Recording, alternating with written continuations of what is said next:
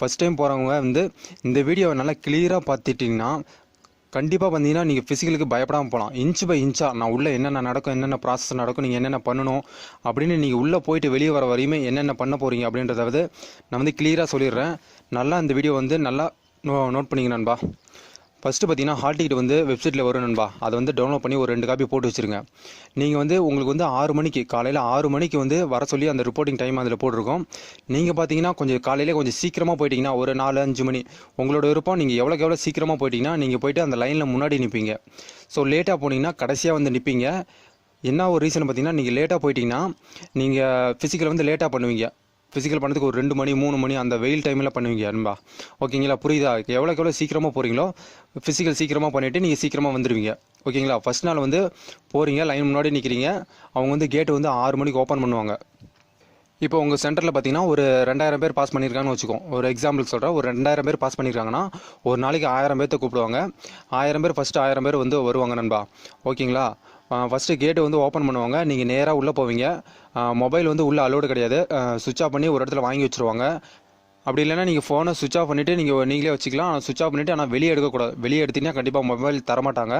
So சுவிட்ச் of பண்ணிவிட்டு ஃபோனை வந்து வச்சுருங்க. அடுத்து பார்த்தீங்கன்னா நீங்கள் நேராக உள்ளே போவீங்க. 5 ரோவாக பிரிச்சிருப்பாங்க. 1000 பேத்துக்கு ஒரு ரோவுக்கு 200 பேர்னு சொல்லிட்டு 5 ரோவாக பிரிச்சிருப்பாங்க. உங்களோட நம்பர் வந்து இந்த நம்பர்லேருந்து இந்த நம்பர் வரையே இருக்கவங்க இந்த லைனில் உட்காருங்க அப்படின்ட்டு முன்னாடி ஒரு சின்னதாக ஒரு போர்டு வச்சுருப்பாங்க, எழுதி வச்சுருப்பாங்க. அந்த நம்பர் வந்து அதில் உங்கள் நம்பர் இருந்துச்சுன்னா அது அந்த லைனில் போய் நீங்கள் முன்னாடியே உட்காந்துக்கணும். நீங்கள் ஃபஸ்ட்டு முன்னாடியே ஓடுறது பெருசு இல்லை. அந்த லைனில் எந்த லைன்னு பார்த்து அந்த நம்பர் உங்கள் நம்பர் எதில் வருதுன்னு பார்த்து அந்த லைனில் நீங்கள் வந்து சீக்கிரம் முன்னாடி உட்காந்துக்கணும் நண்பா. இது வந்து ஒரு முக்கியமான விஷயம். அந்த லைனில் நீங்கள் முன்னாடி உட்காந்துடுறீங்க. அவங்க வந்து ஒரு 8-8:30 ஆகிடும் நண்பா. அந்த ப்ராசஸ் அவங்களாம் வரது வந்து உட்காந்து உங்களோட டீட்டெயில்ஸ்லாம் கலெக்ட் பண்ணி அந்த பேப்பர்ஸ்லாம் எடுத்து உங்களை வந்து கொஞ்சம் கொஞ்சமாக கூப்பிட ஆரம்பிப்பாங்க. நீங்களும் போவீங்க. போயிட்டு உங்களோட நம்பர்ஸ்லாம் வந்து செக் பண்ணுவாங்க. நீங்கள் தானே உங்கள் ஃபோட்டோ இதெல்லாம் செக் பண்ணிவிட்டு உங்களை சைன் பண்ண சொல்லுவாங்க. நீங்கள் வந்து சைன் பண்ணிவிட்டு நீங்கள் வந்து இன்னொரு இடத்துல வேறு இடத்துல போய் உட்காருவீங்க. உங்களை வந்து ஒரு 10 பேராக பிரிப்பாங்க. ஒரு 10 பேராக பிரித்து அந்த ஒவ்வொரு 10 பேர்த்துக்கும் ஒரு காவல் அதிகாரியை வந்து போட்டிருப்பாங்க. நீங்கள் அவங்கள்ட்ட இருந்து எங்கேயுமே போக முடியாத அளவு அவங்க வந்து உங்களை வாட்ச் பண்ணிகிட்டே இருப்பாங்க. ரெஸ்ட் ரூமுக்கு மட்டும் தான் போக அலோவ் பண்ணுவாங்க. நான் மறந்து அதை வச்சுட்டு வந்துட்டேன், இதை வச்சுட்டு வந்துட்டேன், நான் வெளியே போகணும் அப்படின்னு கேட்டிங்கன்னா அலோவ் பண்ணவே மாட்டாங்க. ஸோ போகும்போதே எல்லாத்தையும் மறக்காமல் எடுத்துகிட்டு போயிருங்க. போகும்போது நீங்கள் என்னென்ன எடுத்துகிட்டு போகணுன்னு பார்த்தீங்கன்னா கண்டிப்பாக ஒரு பேக் எடுத்துகிட்டு போயிருங்க. அந்த பேக்கில் என்னென்ன இருக்கணும்னு பார்த்தீங்கன்னா ஃப்ரூட்ஸ் கண்டிப்பாக எடுத்துகிட்டு போயிருங்க. ஆப்பிள் பழம், ஆப்பிள், பனானா, ஆரஞ்சு, மாதுளம்பழம், குளுக்கோஸ் வேணுங்கிறவங்க எடுத்துங்க. குளுக்கோஸ் கொஞ்சம் அப்பப்போ சிலர் வந்து கொட்டி சாப்பிட்டுட்டே இருப்பாங்க, கொஞ்சம் எனர்ஜி சீக்கிரம் கிடைக்கணுன்றதுனால. ஃபுட்டு கண்டிப்பாக எடுத்துகிட்டு போயிடணும் நண்பா. ஃபுட்டுலாம் அங்கே எதுவுமே தரமாட்டாங்க. நம்ம வந்து காலையில் கொஞ்சம் சீக்கிரம் போகிறவங்க சீக்கிரம் பண்ணிவிட்டு வந்துடுவீங்க. ஸோ ஒரு நேரம் ஃபுட் இருந்தால் கூட போதும். சப்போஸ் நீங்கள் எதுக்குமே 2 நேரத்துக்கு தயாராக ஃபுட் எடுத்துகிட்டு போகிறீங்க, சப்பாத்தி செஞ்சு எடுத்துகிட்டு போயிட்டிங்கன்னா வந்து அது கெட்டு போகாது. அது வந்து நீங்கள் 2 நேரம் சாப்பிட்டுக்கலாம். சாப்பிட்றதுக்குன்னு தனியாக வந்து அவங்க டைம் கொடுக்க மாட்டாங்க நண்பா. நீங்கள் அந்த லைனில் உட்காந்துருக்க பார்த்தீங்களா, அப்போவே கொஞ்சம் கொஞ்சமாக பேக்கிலேருந்து எடுத்து கொஞ்சம் கொஞ்சமாக நீங்கள் சாப்பிட்டு உங்களுக்கு எனர்ஜி நீங்கள் கொடுத்துக்கிட்டே இருக்கணும். நீங்கள் லைனில் உட்காந்துட்டே நீங்கள் அதிக நேரம் அங்கே உட்காந்துக்கிட்டு தான் இருப்பீங்க. ஈவெண்ட் நடக்கும்போது மட்டும்தான் உங்களுக்கு அந்த ப்ராசஸ் இருக்கும். மற்ற நேரம் எல்லாம் பார்த்தீங்கன்னா நீங்கள் லைனில் அந்த 10 பேர் அந்த செட்டாக நீங்கள் உட்காந்துட்டு தான் இருப்பீங்க. ஃபஸ்ட் நாள் பார்த்தீங்கன்னா என்னென்னு தெரியும். ஃபஸ்ட்டு எடுத்தோடனே பார்த்தீங்கன்னா ஹைட் மெஷர்மெண்ட்டில் ஹைட் மெஷர்மெண்ட்லாம் சிலர் வந்து வீடியோ போட சொன்னீங்க. ஹைட் மெஷர்மெண்ட்டில் நார்மல் தான் நண்பா. இப்போ எப்படி நீங்கள் வந்து ஒரு இடத்துல போய் ஹைட் மெஷர் பண்ணீங்களோ அதேமாதிரி தான். தலைக்கு மேலே வந்து ஒரு சின்னதாக ஒரு போர்டு மாதிரி இருக்கும். அதை வச்சு அழுத்துவாங்க. தலைக்கு கரெக்டாக அதை ஃபிட் பண்ணிவிட்டு உங்களோட ஹைட்டு எதில் இருக்கோ அதை வந்து மெஷர் பண்ணி எடுத்துக்கோங்க. அடுத்து பார்த்தீங்கன்னா உடனே செஸ்ட்டு வந்து மெஷர் பண்ணுவாங்க. செஸ்ட்டு மெஷர்மெண்ட் பண்ணும்போது டிஷர்ட் இருக்கக்கூடாதுன்பா. டிஷர்ட் கழட்டிட்டு தான் மெஷர் பண்ணுவாங்க. கழட்டிட்டு மெஷர் பண்ணுவாங்க. நார்மல் எவ்வளோ இருக்குன்னு பார்ப்பாங்க. நார்மல் எவ்வளோ இருக்குன்னு பார்த்துட்டு அதை நோட் பண்ணிக்குவாங்க. அடுத்து விரிக்க சொல்லுவாங்க. நீங்கள் நல்லா விரிச்சிங்கன்னா அதை ஒரு பாயிண்ட் மெஷர் பண்ணி அதை ஒரு அளவு எடுத்துக்கோங்க. செஸ்ட் மெஷர்மெண்ட் பார்த்தீங்கன்னா கரெக்டாக உங்களோட மார்பில் கரெக்டாக வச்சு போடுவாங்க. கரெக்டாக அந்த நிப்பிளுக்கு நேராக போடுவாங்க. செஸ்ட்டுக்கு சிலருக்கு வந்து நார்மல் வந்து அதிகமாக இருக்கும். நார்மல் வந்து அதிகமாக இருக்கவங்க ஃபஸ்ட்டு காமிக்கும் போது பார்த்தீங்கன்னா ரொம்ப குறுக்கி காமிச்சிட்டிங்கன்னா கொஞ்சம் விரிக்கும் போது கொஞ்சம் லைட்டாக விரிச்சிங்கனாவே அதிகமாக வந்துடும். ஏன்னா சிலருக்கு வந்து நார்மல் நிறையா இருக்கும். விரிக்கும் போது வந்து 5 சென்டிமீட்டர் வந்து விரிவே விரியாது, 3 தான் 4 தான் விரியும். அதனால் சொல்கிறேன், ஃபஸ்ட்டு காமிக்கும் போது வந்து கொஞ்சமாக காட்டிட்டிங்கன்னா செகண்ட் விரிக்கும் போது வந்து அதிகமாக வந்துடும். ஓகேங்களா, ஹைட்டு செஸ்ட்டு மெஷர்மெண்ட் முடிஞ்சிச்சு. அடுத்து ஈவெண்ட் என்னது 1500 அங்கே வந்து கூட்டிகிட்டு போவாங்க. கூட்டிகிட்டு போயிட்டு உங்களுக்கு வந்து ஒரு பேட்ச் நம்பர் மாரி கொடுப்பாங்க நண்பா. அது வந்து செஸ்ட்டில் வந்து கட்டிக்க சொல்லுவாங்க. கட்டிக்க சொல்லிட்டு உங்களுக்கு வந்து இன்ஸ்ட்ரக்ஷன்லாம் கொடுப்பாங்க. இந்த ரவுண்டு வந்து இந்த கிரவுண்டு வந்து 400 மீட்ரு, நீங்கள் வந்து இதில் வந்து 3.25 ரவுண்ட் அடிக்கணும். என்னென்ன இன்ஸ்ட்ரக்ஷன் இருக்கோ அதெல்லாம் வந்து அவங்க ஓடுறதுக்கு முன்னாடி உங்களுக்கு கொடுப்பாங்க. ஸ்டார்டிங்கில் ஓடும்போது நீங்கள் வந்து ட்ராக் விட்டு மாறக்கூடாது, கொஞ்சம் தூரம் போனதுக்கப்புறம் தான் நீங்கள் வந்து ட்ராக் விட்டு மாறணும் அப்படின்ற இன்ஸ்ட்ரக்ஷன்லாம் அவங்க வந்து கிளியராக சொல்லி தான் அவங்க வந்து கொடுப்பாங்க. ஸோ நீங்கள் பார்த்தீங்கன்னா 1500 வந்து ஒன்றும் பிரச்சனை இல்லை. நீங்கள் நிற்காமல் நீங்கள் ஓடினீங்கனாலே 1500 ஓடிடலாம்பா. 1500க்கு கொஞ்சம் வந்து ப்ராக்டிஸ் பண்ணுங்கள். இன்னொரு விஷயம் நோட் பண்ண வேண்டிய விஷயம் என்னென்னு பார்த்தீங்கன்னா, நம்ம வந்து ஃபிசிக்கல் வந்து நம்ம எந்த நேரத்தில் வந்து ரெடி ஆகிட்டு இருப்போம்னு பார்த்தீங்கன்னா 6 மணிலேருந்து 9 மணி வரையும், அதாவது வெயில் கம்மியாக இருக்க நேரத்தில் வந்து நம்ம வந்து ஃபிசிக்கல் வந்து ரெடி ஆகிட்டு இருந்திருப்போம். அங்கே நீங்கள் வந்து ஓட போகிற டைம் பார்த்தீங்கன்னா 12 மணியோ 1 மணியோ 2 மணியோ என்ன டைமிங் வேணால் இருக்கலாம்.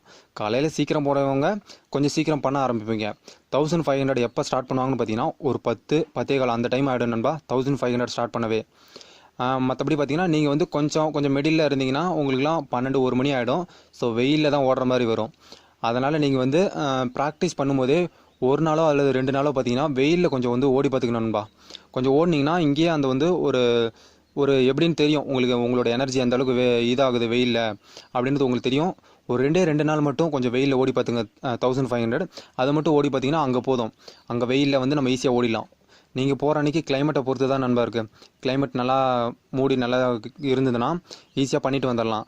இல்லை வெயில் போட்டு கொளுத்துச்சுன்னா நீங்கள் அதில் ஓடி தான் ஆகணும், வேறு வழி இல்லை. என்னோட ஐடியா பார்த்தீங்கன்னா நீங்கள் வந்து ஷூ போட்டு கண்டிப்பாக ஓடுங்க. ஏன்னு பார்த்தீங்கன்னா 1500 ஒரு 3.25 ரவுண்டு ஓடணுன்னா கண்டிப்பாக பொடி சுடும் வெயிலில்.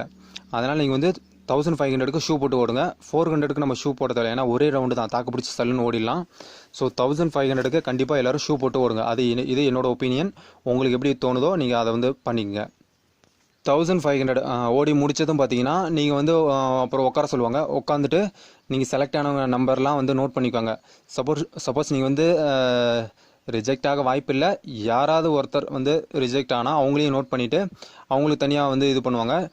உங்கள் செலக்ட் ஆனவங்க பார்த்தீங்கன்னா உங்களை தனியாக கூட்டிகிட்டு போய் உங்கள் ஹால் டிக்கெட் இருக்குது பார்த்தீங்களா, அந்த ஹால் டிக்கெட்டில் சீல் வைப்பாங்க. அடுத்து நீங்கள் எந்த டேட்டுக்கு வரணும், அடுத்த 3 ஈவெண்ட் இருக்குது பார்த்தீங்களா, கயிறு ஏறுறது, லாங் ஜம்ப்பு, 400, 100, அதுக்கு பார்த்தீங்கன்னா நீங்கள் என்றைக்கு வரணும் அப்படின்ற அந்த டேட்டை உங்கள் ஹால் டிக்கெட்டில் சீல் வச்சு கொடுப்பாங்க. அந்த ஹால் டிக்கெட்டை மிஸ் பண்ணிட்டாங்க, அது உங்களுக்கு ரொம்ப முக்கியம். நீங்கள் போட்டு கேர்லெஸ்ஸாக வச்சு கிழிஞ்சிருச்சுன்னா அது ரொம்ப ப்ராப்ளம் ஆகிடும். ஸோ ஹால் டிக்கெட்டை மறக்காமல் எல்லோரும் கேர்ஃபுல்லாக வச்சுக்கோங்க. சீல் வச்சு கொடுத்ததும் பார்த்தீங்கன்னா அவ்வளோதான் நண்பா. ஒரு 1/4 மணி நேரத்துலேருந்து அரை மணி நேரத்தில் வந்து உங்களை விட்டுருவாங்க. ஸோ நீங்கள் வந்து அப்போவே வெளியே வந்துடலாம். ஈவெண்ட்டை முடித்தவங்க அப்போவே வெளியே வந்துடலாம். கடைசி வரையும் இருக்கணும்னு அவசியம் கிடையாது. நீங்கள் வந்து அதுக்கப்புறம் நீங்கள் வந்து ஃபுட்டு இருந்துச்சுன்னா நீங்கள் சாப்பிட்டே கூட பஸ் ஏறி வந்துடலாம். ஏன்னா பார்த்தீங்கன்னா கொஞ்சம் லாங் ட்ராவல்லேருந்து வந்திருப்பீங்க, சாப்பிட்டு வந்துடலாம். அடுத்த நாள் இதே மாதிரி வந்து நீங்கள் காலையில் கொஞ்சம் சீக்கிரமாக எந்த டேட்டுக்கு வர சொல்லியிருக்காங்களோ அந்த டேட்டுக்கு போகிறீங்க. ஏற்கனவே நீங்கள் வந்து ஃபஸ்ட் நாள் போயிட்டு வந்திருக்கனால உங்களுக்கு தெரியும் எத்தனை மணிக்கு போகணுன்றது. அந்த டைமுக்கு போயிட்டு அடுத்த நாள் பார்த்தீங்கன்னா சேம் அதே போல் சிக்னேச்சர் சைன் பண்ண சொல்லுவாங்க. அதே மாதிரி பார்த்தீங்கன்னா 3 ஈவெண்ட் நடக்கும். ஃபஸ்ட்டு ஈவெண்ட் என்னென்னு பார்த்தீங்கன்னா கயிறு ஏறுறது. ஏன் ஃபஸ்ட்டு ஈவெண்ட்டாக வச்சுருக்காங்கன்னு பார்த்தீங்கன்னா ஸ்ட்ரென்த் இல்லாதவங்க எல்லாம் கயிறு எல்லாம் ஏற மாட்டாங்க. அதனால் ஃபஸ்ட்டே அவங்கள வந்து ரிஜெக்ட் பண்ணிட்டா மற்ற 2 ஈவெண்ட் அவங்களுக்கு வந்து கான்டாக்ட் பண்ணுறது வந்து குறைஞ்சிரும்ல. அதனால் ஃபஸ்ட்டு ஈவெண்ட்டு கயிறு ஏறுறது தான் வச்சுருக்காங்க. கயிறு ஏறுறதெல்லாம் ஒன்றும் வந்து அவ்வளோ பயப்படாதீங்க நண்பா. ஏன்னு பார்த்தீங்கன்னா நீங்கள் வந்து இப்போ நம்ம வந்து ப்ராக்டிஸ் பண்ணுறது பார்த்தீங்கன்னா தேங்காய் நார் கயிறில் வந்து ப்ராக்டிஸ் பண்ணுவீங்க. அதில் நீங்கள் வந்து 5 மீட்டர் 6 மீட்டர் ஏறிட்டனாவே அங்கே இருக்க கயிறில் நீங்கள் வந்து தாராளமாக நம்ம வந்து ஏறிடலாம். 6 மீட்டருக்கு மேலே ஏறலாம். ஏன்னு பார்த்தீங்கன்னா தேங்காய் நார் கயிறு வந்து ரொம்ப கைக்கு வந்து ரொம்ப ஹார்டாக இருக்கும், கையை கிழிக்கும், அதோட கை ரொம்ப செவந்து போகும், அந்த மாதிரிலாம் இருக்கும். ஆனால் அங்கே இருக்க கயிறு பார்த்தீங்கன்னா ரொம்ப நமக்கு வந்து க்ரிப்பாக இருக்கும், பிடிக்கிறதுக்கே பள்ளமாக இருக்கனால புது கயிறாக வாங்கி தொங்க விட்டுருப்பாங்க. ஸோ ரொம்பவே க்ரிப்பாக இருக்கும். அதனால் நீங்கள் பார்த்தீங்கன்னா இங்கேயே தேங்காய் நார் கயிறில் ப்ராக்டிஸ் பண்ணுங்கள். இங்கேயே வந்து ஒரு 5-5.5 மீட்டர் ஏறிட்டால் கூட அங்கே வந்து தாராளமாக 6 மீட்டர் ஏறிடலாம். கயிறு ஏறி முடிச்சதும் பார்த்தீங்கன்னா அதை நம்பர்லாம் நோட் பண்ணிவிட்டு உங்களை வந்து அடுத்த செட்டு லாங் ஜம்ப்பு கூப்பிட்டு போவாங்க. அடுத்து என்ன நடக்குதுன்னு பார்த்தீங்கன்னா லாங் ஜம்ப்பு. இந்த டைம் வந்து ஃபிசிக்கலில் வந்து சேஞ்ச் பண்ணியிருக்காங்க நண்பா. என்னென்னு பார்த்தீங்கன்னா கயிறு ஏறத்துக்கும் வந்து லாங் ஜம்புக்கும் வந்து 3 சான்ஸ் தராங்க. ஸோ கயிறு ஏறதுல என்ன தான் 3 சான்ஸ் கொடுத்தாலும் ஃபஸ்ட்டு சான்ஸில் ஸ்ட்ரென்த் இருக்கும்போதே ஏறிட்டா தான் உண்டு. ஸோ ஃபஸ்ட்டு சான்ஸில் எல்லோரும் ஏறிடுங்க. ஸோ அடுத்து பார்த்தீங்கன்னா லாங் ஜம்பில் பார்த்தீங்கன்னா 3 சான்ஸ் தராங்க. இதுக்கு முன்னாடிலாம் பார்த்தீங்கன்னா 2 சான்ஸ் தான். ஆனால் இந்த வருஷம் பார்த்தீங்கன்னா 3 சான்ஸ் தராங்க. ஸோ இதுக்கு முன்னாடிலாம் பார்த்தீங்கன்னா 2 சான்ஸ் தரும்போது என்ன பண்ணுவாங்கன்னு பார்த்தீங்கன்னா ஃபஸ்ட்டு சான்ஸில் வந்து ஃபவுல் பண்ணிட்டா 2ஆவது சான்ஸ்லேயும் வந்து ஒரு பதட்டத்தில் வந்து ஃபவுல் பண்ணி நிறைய பேர் ரிஜெக்ட் ஆவாங்க. அப்படி இல்லைனா 2ஆவது சான்ஸில் ஒரு சிங்கிளாவது அடித்து எலிஜிபிள் ஆகும் அப்படின்னு சொல்லிட்டு சிங்கிள் அடிப்பாங்க. ஸோ அதனால் பார்த்தீங்கன்னா நிறைய பேருக்கு வந்து ஓவராலில் போகும், அப்படி இல்லைனா ரிஜெக்ட் ஆடுவாங்க. ஆனால் இந்த டைம் வந்து 3 சான்ஸ் கொடுத்துருக்காங்க. இந்த சான்ஸை வந்து மிஸ் பண்ணிடாதீங்க. ஸோ எல்லாருமே வந்து லாங் ஜம்பில் பொறுத்தவரை ஈஸியாக வந்து டபுள் ஸ்டார் அடிக்கலாம். லாங் ஜம்ப் எப்படி ஈஸியாக தாண்டதுன்னு சொல்லிட்டு நம்ம வீடியோ போடுவோம். அதை வந்து பார்த்தீங்கன்னா போதும், கண்டிப்பாக நீங்கள் வந்து டபுள் ஸ்டார் ஈஸியாக அடிக்கலாம். 3 சான்ஸுங்கும்போது ஸோ தைரியமாக வந்து தாண்டலாம். அப்படிங்கும்போது எல்லாருமே வந்து லாங் ஜம்பில் வந்து இந்த வருஷம் வந்து டபுள் ஸ்டார் அடிப்பாங்க. இது முடிச்சோடனே அடுத்து பார்த்தீங்கன்னா 100, 400. எனக்கு தெரிஞ்சு 100 வந்து அதிகமாக எடுக்க மாட்டாங்க. ஒரு 5% நண்பர்கள் மட்டும்தான் 100 எடுப்பாங்க. அவங்க வந்து ரன்னிங்கில் வந்து நல்லா ப்ராக்டிஸில் இருக்கவங்க மட்டும்தான் 100 எடுப்பாங்க. நான் மற்றபடி ஏற்கனவே சொல்லியிருந்தேன் 400 எடுத்துக்குங்க அப்படின்ட்டு. ஏன்னா அதில் வந்து செகண்ட்ஸ் கொஞ்சம் வந்து நமக்கு இன்க்ரீஸ் ஆகும். உங்களுக்கு பார்த்தீங்கன்னா அதே போல் வழக்கம் போல் அந்த பேட்ச் நம்பர் கொடுப்பாங்க. அந்த நம்பர் கொடுத்துட்டு உங்களை வந்து ஓட விடுவாங்க. ஒவ்வொருத்தருக்குமே எப்படி அவங்க டைமை வந்து கரெக்டாக அக்யூரேட் பண்ணுவாங்கன்னு பார்த்தீங்கன்னா, நீங்கள் ஓடுறீங்களா, ஒரு 7 பேர் ஓடுறீங்கன்னா உங்கள் 7 பேர்த்துக்குமே பார்த்தீங்கன்னா ஒவ்வொருத்தருமே அவங்க வந்து டைம் நோட் பண்ணுறவங்கள அவங்க டைமர் வச்சுட்டு வெயிட் பண்ணிகிட்டு இருப்பாங்க. கரெக்டாக நீங்கள் வந்து அந்த லைனை கரெக்டாக கிராஸ் பண்ணோடனே டக்குன்னு அவங்க வந்து அழுத்தி பிடிச்சி அவங்க டைமை நோட் பண்ணிக்குவாங்க. ஒவ்வொருத்தருக்குமே வந்து போட்டிருப்பாங்க. அதனால் உங்களோட டைம் மிஸ் ஆக சான்ஸே இல்லை. கரெக்டாக நோட் பண்ணிக்குவாங்க. நீங்கள் வந்து ஃபிசிக்கலில் வாங்குகிற மார்க்கை வந்து நம்ம அப்போவே தெரிஞ்சிக்க முடியுமா, எத்தனை ஸ்டார்னு தெரிஞ்சிக்க முடியுமானா கண்டிப்பாக தெரிஞ்சிக்க முடியும். எப்படின்னு பார்த்தீங்கன்னா, இப்போ கயிறு ஏறுறது போது பார்த்தீங்கன்னா உங்களுக்கே 6 மீட்டர் ஏறுறமா இல்லையான்னு உங்களுக்கே தெரிஞ்சிடும். அப்போவே கீழே சவுண்டாக சொல்லிவிடுவாங்க, சிங்கிள் ஸ்டாரா 2 ஸ்டாரான்னு. 2 ஸ்டார் அப்படின்னு சொல்லிவிடுவாங்க. லாங் ஜம்பில் பார்த்தீங்கன்னா எவ்வளோ தாண்டணும் உங்களுக்கே தெரியும். ஸோ நீங்கள் வந்து இப்போ 4:60 தாண்டி இருக்கீங்கன்னா 4:60 அப்படின்னு அவங்க சவுண்டாக சொல்லுவாங்க. அப்போயே நமக்கு தெரிஞ்சிடும் வந்து நம்ம அதுலேயும் 2 ஸ்டார் அப்படின்னு. 400 எப்படா தெரிஞ்சுக்கிறது, ரன்னிங்கில் எப்படா தெரிஞ்சுக்கிறது அப்படின்னு பார்த்தீங்கன்னா அது மட்டும்தான் சொல்ல மாட்டாங்க. அது எப்படி நம்ம தெரிஞ்சுக்கணும்னு பார்த்தீங்கன்னா, அங்கே இருக்கக்கூடிய காவல் அதிகாரி யாரையாவது உங்களுக்கு தெரிஞ்சவங்க இருந்தாங்கன்னா அவங்கள போய் பார்த்துட்டு வர சொல்லிங்கன்னா அவங்க வந்து பார்த்துட்டு வந்து சொல்லுவாங்க. ஸோ அப்படி நம்ம தெரிஞ்சுக்கலாம். கரெக்டாக ஃபிசிக்கலாக முடிச்சிட்டிங்கன்னா கண்டிப்பாக உங்களுக்கு வந்து போஸ்டிங். அடுத்த கொஞ்ச நாளில் பார்த்தீங்கன்னா அவங்க வந்து ஓவரால் ஃபைனல் கட் ஆஃப் வந்து விட்டுருவாங்க. அதுலேயே நமக்கு தெரிஞ்சிடும் நம்ம மார்க் வந்துருச்சா இல்லையான்னு. அப்புறம் நம்மளுடைய மார்க்கும் வந்து அப்டேட் பண்ணுவாங்க. நம்ம எவ்வளோ மார்க் எடுத்தோம், ஃபிசிக்கல் எவ்வளோ மார்க் எடுத்திருக்கோம், இதில் என்னென்னு நமக்கு தெரிஞ்சிடும். இவ்வளோ தான் நண்பா. ஓவராலாக இப்போ ஃபிசிக்கலில் நடக்கக்கூடிய விஷயங்கள் இவ்வளோ தான் நண்பா. இந்த வீடியோவில் எல்லாமே நான் வந்து கவர் பண்ணிட்டேன்னு நினைக்கிறேன். இந்த வீடியோ எப்படி இருக்குன்னு நீங்கள் தான் கீழே கமெண்ட் பண்ணணும். இந்த வீடியோ கண்டிப்பாக உங்களுக்கு பிடிச்சிருக்குன்னு நினைக்கிறேன். பிடிச்சா லைக் பண்ணுங்கள், கமெண்ட் பண்ணுங்கள், ஷேர் பண்ணுங்கள். நம்ம சேனலை சப்ஸ்கிரைப் பண்ணுங்கள். தேங்க்யூ.